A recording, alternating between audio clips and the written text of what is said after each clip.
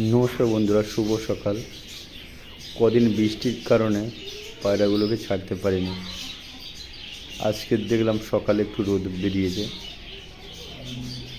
তাই পায়রাগুলোকে ছাড়তে গেলাম।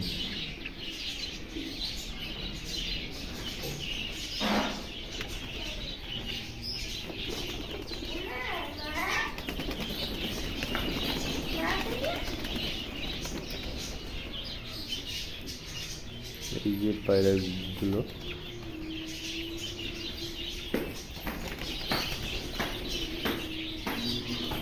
পায়রাগুলোকে ছাড়ার পর দেখছি একটা পায়রা বাড়ছে না।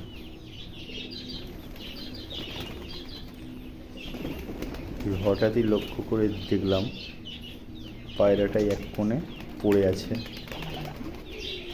যেটা একটি সাটিন।